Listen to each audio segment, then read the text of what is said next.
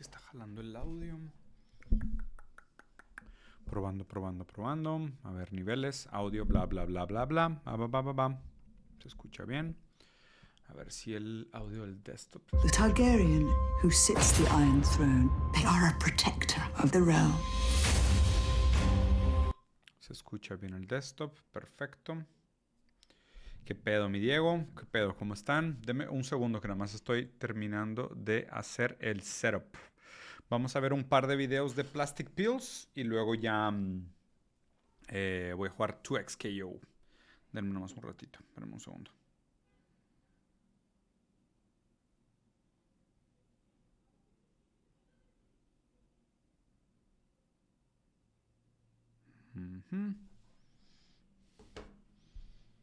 Listo, yo creo que es suficiente. Shall make. Pero con la cantidad de ads de Facebook, nada nuevo. Vamos a ver qué tal. ¿Qué pedo, racita? No sé si conocen este canal, pero si no, se los recomiendo ampliamente. Probablemente mi canal favorito en todo internet, güey. Ah, qué chido que se lo pongo así, se ve más completito. Está mejor, se me hace que lo vamos a hacer así. Hola. Hola, Diego, ¿cómo estás? Saludos desde Chile, saludos a Guadalajara. Bueno, racita, voy a hacer dos cosas en el stream de hoy. Primero vamos a ver este video nuevo que acaba de salir de Plastic Pills, que además de ser un gran amigo, gran camarada, es probablemente mi creador de contenido favorito de todo internet. Este güey es un maldito genio, güey. Acabo de estar con ellos también. Tienen un programa que se los voy a poner por acá. Se llama PillPod YouTube, que está aquí. Se llama The PillPod. Y aquí pueden ver sus podcasts. De hecho, como les comenté, por aquí está el último episodio que salí con ellos. Está muy bueno. Probablemente es mi podcast favorito de todo internet. De los pocos que realmente escucho completo y pongo atención. Y la neta es que los videos de este güey son una maldita joya, una maldita magia. Vamos a ver si le puedo poner subtítulos en Autotranslate. Spanish. H-I-J-K-L-M. OPQRS. Spanish. Perfecto, sí se puede. Durante años, muy bien, vamos a poner atención. Digo, este güey es de teoría crítica de verdad, o sea, ese güey sí hace teoría de verdad filosófica, es muy, muy bueno. Así que vamos a verlo con calma. Si quiero comentar alguna cosa, le voy poniendo pause, pero pues ustedes pongan atención. Este güey tiene muchísimo que enseñar. A ver de qué se trata. Se llama Taylor Swift contra Trump. Estuvo profetizado. Vamos a ver qué pedo. Republicans for years have thought that Taylor Swift was a crypto conservative. Run, break away from this, and run from fashion. Espera, no se está viendo bien los subtítulos, ¿verdad? Denme un segundo, porque creo que puedo arreglar esto. Ahí está, creo que ahí se va a ver mejor. Ok, así se va a ver mejor.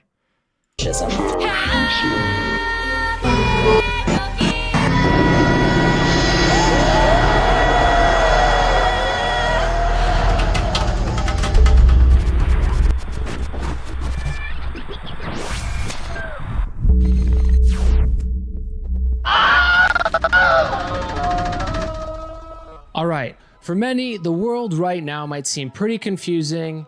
It always seems confusing.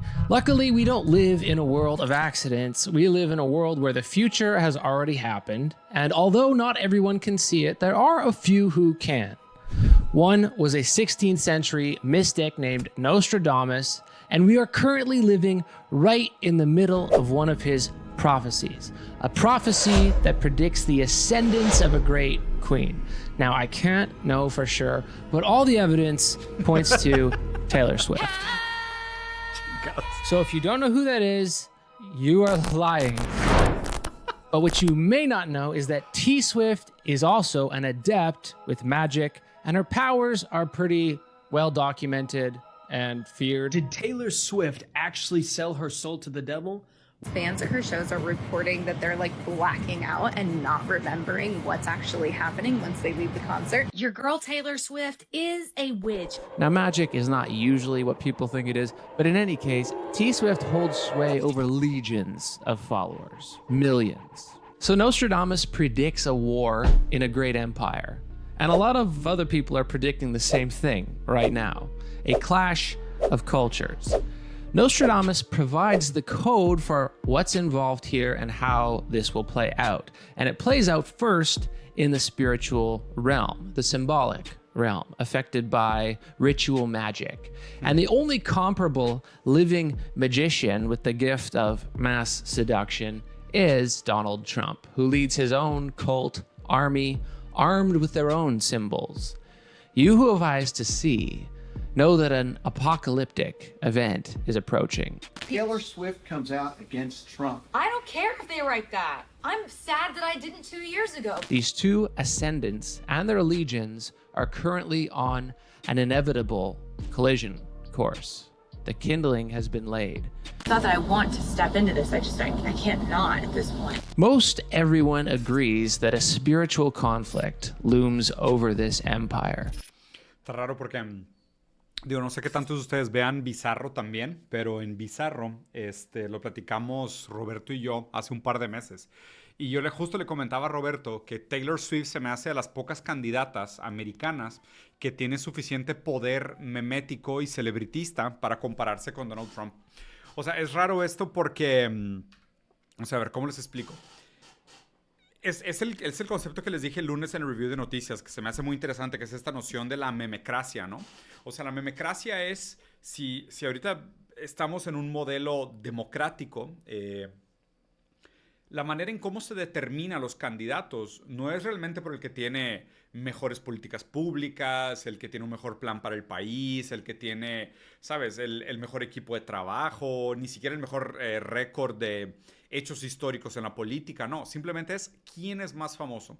Porque la democracia hoy en día, al ser un mecanismo comercial, se determina por el costo de adquisición de los votos. Entonces es mejor candidato el que hace más eficiente el dinero disponible para la campaña, ¿no? Acuérdense que en Estados Unidos, y vimos este cálculo muy a detalle, en Estados Unidos el voto republicano cuesta cerca de $8 por voto, la adquisición del voto, y el voto demócrata cuesta cerca de $14 por voto.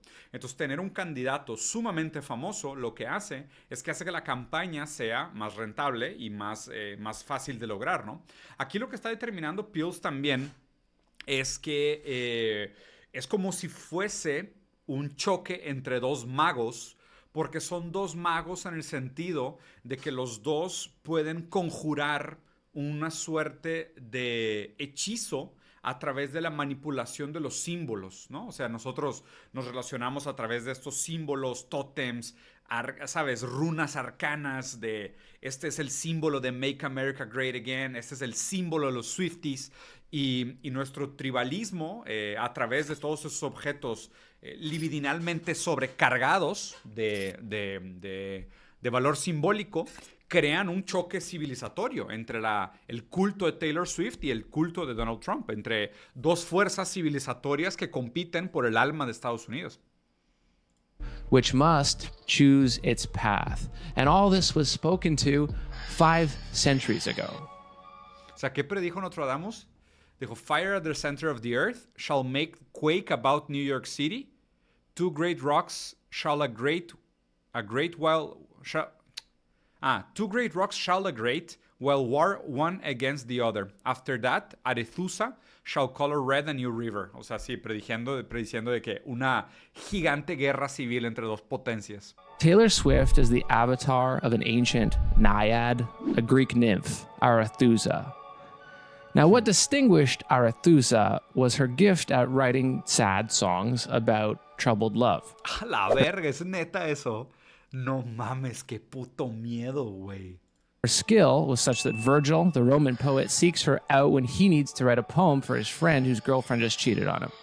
It should be immediately obvious that this is one of the deities Taylor Swift has channeled to great effect. She's inarguably the most recognized jilted love songwriter alive, as was Arethusa in Virgil's time. Nostradamus, a 16th century mystic, identifies Arethusa's ascendance to power as she who turns a river red in the new city. The new city in Nostradamus's prophecies refers to America, with good reason. Imagine you can see through time. This is bound to be confusing because you see some place where you don't recognize any of the geography, any local landmarks, nothing. And thus he names it the new city. Here's the telling prophecy that we are now witness to. Enosigi, fire at the center of the earth, shall make quake about the new city. Two great rocks shall a great while war one against the other. After that, Arethusa shall color red a new river. Now this thing sounds a little better in French because it rhymes, so I'll give it a shot. Enosigi feu du centre de terre, fera trembler autour de cette neuve. De grands rochers longtemps feront la guerre. Puis Arethusa rogira nouveau fleuve. So, Arethusa, or Arethusa in French, for this we need to get our Gematria out. Gematria is a practice for encoding hidden meanings. And if we decode this cipher, then we find out... Ay, Plastic Pills es un dios, güey. No mames, este güey está demasiado cabrón. O sea, digo, si ustedes ven esto sin conocer quién es este güey y sin estar relacionados con su trabajo anterior, van a decir, qué pedo, pinche vato esotérico, o sea, que fumó, que se está inventando, haciendo numerología entre la palabra Arethusa de una profecía de Nostradamus y Taylor Swift, y haciendo esta profecía un choque civilizatorio entre Donald Trump y Taylor Swift. Pero es que, o sea, ahorita les voy a poner otros videos del canal de Plastic Pills para que vean la calidad de cabrón, la inteligencia de este vato. Es una bestia, güey. The Arethusa is equivalent to none other than T Swift. Then we take the other Greek name in the prophecy, Enosigi. Enosigi means the earth-shaking fire. Damn, look at that. The earth-shaking fire is D. Trump. Oh, and remind me, what's his signature catchphrase? Make America great again. Get out of here. So the two rocks will go to war. Arethusa, it seems, will win this war, turning the river red. And it does not end there. Enosigi is a transliteration of the Greek term for earth shaker, which is an epithet of the god Poseidon. Poseidon's defining traits are that he rules the sea and also that he's kind of a dickhead. Petulant, greedy. He's also known for building walls, like the walls of Troy. And he's a very sore loser. For example, the city... Wow, qué locura, güey. Tío, no me deja impresionar. Este güey es un genio. No estoy sorprendido. O sea, estoy impresionado, pero no estoy sorprendido. Los videos de este güey siempre son una maldita joya, güey. Athens, it's named for Athena, but it wasn't always named as such. Poseidon wanted to name the city after himself. So the two had a competition for the city, who could give the best gifts. The gods decided with a vote that Athena's gift, the first olive tree, was more beneficial, and so the city was named after her. Poseidon was so pissed that he lost the vote, and petty bitch that he was, he flooded the plain in an attempt to destroy the city because he lost. So a couple inferences there. Now we can't know, but we can try to figure out where we are in this order of events. Enosigi will make the new city shake and burn. This has already happened once. So is it over, or is the worst yet to come? We are somewhere on this collision course, and while we know the ending, we can't be so sure what's happened so far. There is more evidence, and I think this proves that lines 1 and 2 are already past. Nostradamus gives another prophecy about the new city, America, writing that the heaven shall burn at 45 degrees, the fire shall come near the great new city. In an instant, a great flame dispersed shall burst out when they shall make a trial of the Normans. So 5 and 40 degrees, at this point, there's no doubt as to the meaning here. Not only has Trump already been associated with fire in the new city, but he was also the 45th president of the United States, 5 and 40. And that's when the fire did come near the new city, with trials following. And the Normans, this is indicative. For Nostradamus, the Normans would have signified the warlike Viking settlers of northern France. And this is probably what he saw, as we all saw.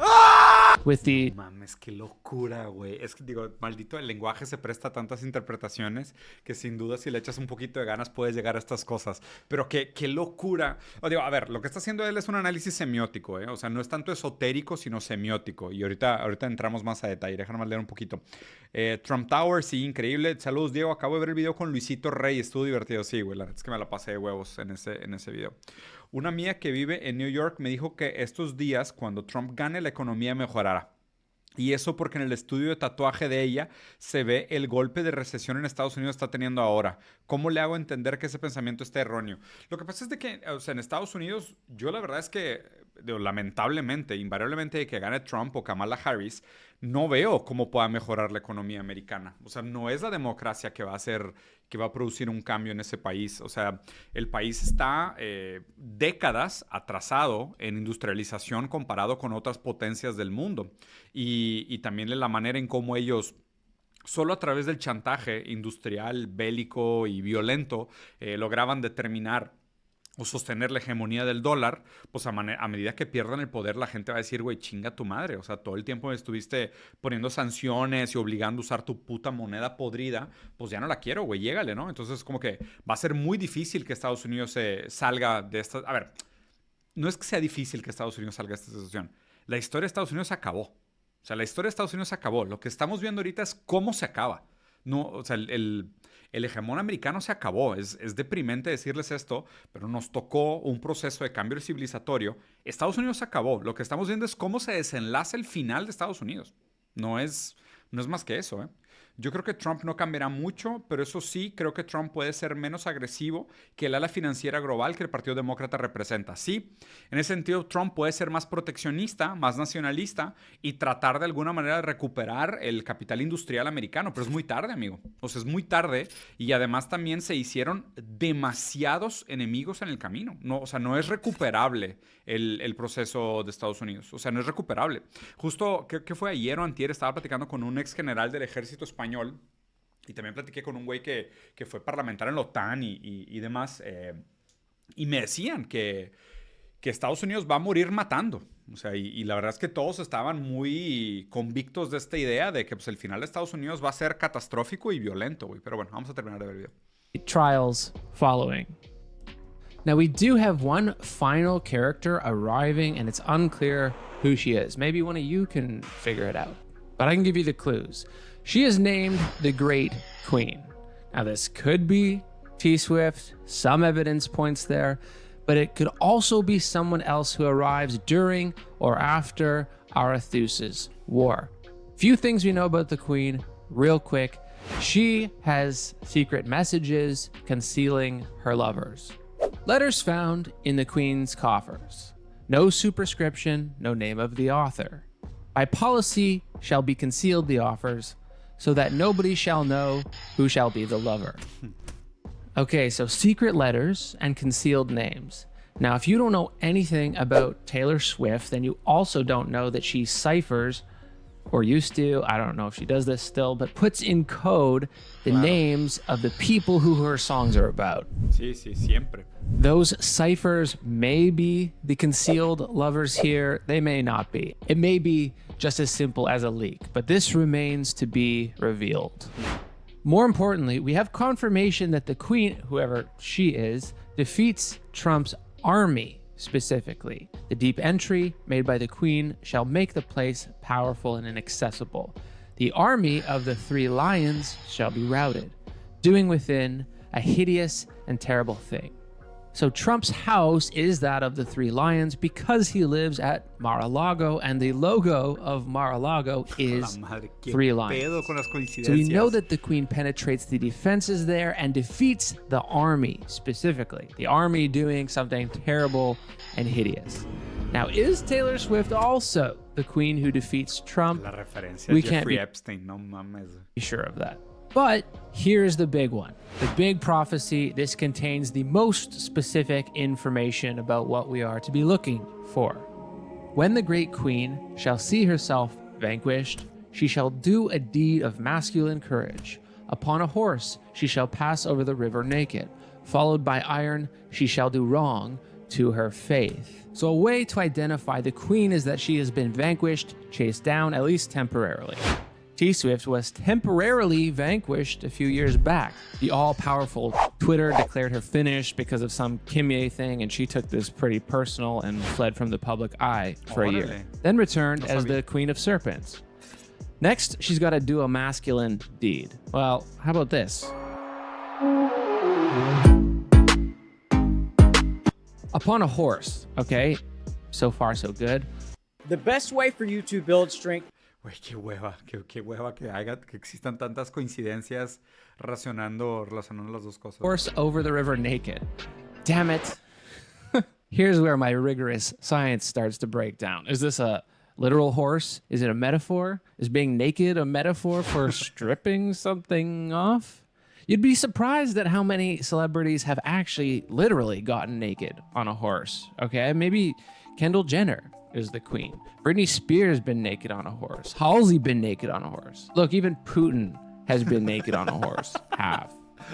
Wait. Breaking news to me. Beyonce has been naked on a horse? Well, I mean, that's gotta be it, right? She's already known as the queen. Last thing, she's chased down and then does wrong to her faith. This is ambiguous too. The queen has to 180 on something she used to believe. A past commitment, past love, past belief. Maybe she becomes an evil witch suddenly in the final season inexplicably. On the queen's identity, I'm stumped here unless Taylor Swift goes birthday suit equestrian at some point. Seems a little out of character. But about the future, we can only speculate. You can help me out if you can. Let me know if I missed something. This is not a world I follow closely. Or maybe you're watching this video after the queen has already been revealed, which would be great. You can be sure though, whoever she is, eventually she ascends, having started from the bottom. The day that she shall be saluted queen, the next day after the evening prayer, all accounts being summoned and cast up, she that was humble before never was one so proud. Le conflit raison et valbué. Now this to me sounds like counting votes, so this might be an electoral victory, which would be a really happy day for you liberals out there. Every single award given out tonight were voted on by the people, and you know what else is voted on by the people? Big day. I've got a whole new brand of political ideology dropping here. Swift fatalism, which is to say that this whole complicated, messy world is just gonna get itself sorted out by putting our faith in a mythical individual. And best of all, there's no further political work required. Nice. Now, reading this back, this is pretty much our existing definition of democracy in most people's minds, so keep it up. In sum, we have a final showdown between two opposed elements, and we just have to do whatever T-Swift tells us because she will pave the way for the queen. Even if you don't love Taylor Swift or her music or know all the lyrics, that's got nothing to do with it, because even if you don't believe in her, she believes in you. And she is the divine channel in possession of the most cult energy of anyone alive right now, and only she can douse the fire, trying to burn it all down. And there it is. You getting me? All right. Find more of my pataphysics where I post content. If you have eyes to see. Qué cabrón por demasiadas cosas. La neta es de que en general Este güey es una bestia. Lo platicamos un poquito en el último podcast que fui con ellos. Platicamos sobre la memecracia, que digo, tiene mucho similar a lo que dijo esto, de poner a estas figuras políticas en un estándar cuasi divino, ¿no? Como si fueran una representación sublime de todo aquel valor simbólico que flota en un determinado momento histórico, y una figura es capaz de canalizar como toda esta energía de este símbolo me representa y esta persona tiene todos los símbolos que me representan y nos representan. Entonces la masa de apoyo que reciben simbólicamente es gigantesca, es prácticamente desproporcional. Mira, y todo eso gracias a los gringos, pues te diré, o sea, sí y no. Más bien me parece que es gracias a la manera en cómo funciona el capital y cómo el capital produce la sociedad del espectáculo como una manera de la réplica de imágenes, ¿no? O sea, pero el capital como sistema que tiene intención, no nosotros como sistema que tiene intención. Mira, ¿qué otro les puedo enseñar de este güey? La verdad es que los videos de este güey todos están basadísimos, pero miren, vamos a ver algunos, güey. ¿Cuál estará bueno? La neta es que he visto absolutamente todos. Déjame pensar. ¿Cuáles son sus videos más populares? De Lucy Guattari sobre el antiedipo, la industria de la cultura de Adorno y Horkheimer, Lacan, Estadio del Espejo, de luz social, control es muy bueno, este lo podríamos ver, cibersocialismo, que güey, este video es una maldita joya, güey, que explica el golpe de estado, el proyecto que estaba llevando a cabo Salvador Allende en Chile, y el golpe de estado de Pinochet, bueno, de Estados Unidos, que puso a Pinochet. Pero no, les quiero enseñar uno sobre... ¿este estará bueno? Puede ser la sociedad del espectáculo. Ideología capitalista en las escuelas, cómo funcionan los influencers. Siento que muchos de estos videos ya los tiene que actualizar, güey. Hay muchos que son muy buenos, pero la verdad es que han pasado cosas que superan un poco lo que este vato describió en su momento, güey. La realidad es real. The Bachelor y la hiperrealidad. Mindfulness in Late Capitalism está en verga, está de huevos este video. Vamos a ver este. Este es un gran video y siento que no ha tenido el exposure que debería, güey. Esquizo también es chido. Le mando un saludo al buen César. A ver. Chinga, qué pedo que no carga. What the fuck? What the fuck? ¿Cómo por qué no cargaría, güey? Ok. Ok. La viruela símica, qué mierda, güey. Qué hueva eso que anunciaron de la... Ya sé, pinche CIA. Qué hueva que anunciaron eso de la Organización Mundial de la Salud, güey. Esa pinche cagada. La última vez que anunciaron eso estuvo de hueva para todos nosotros. Vamos a ver los videos más populares de este güey. ¿Sabes qué? Vamos a ver el de... Vamos a ver el social espectáculo.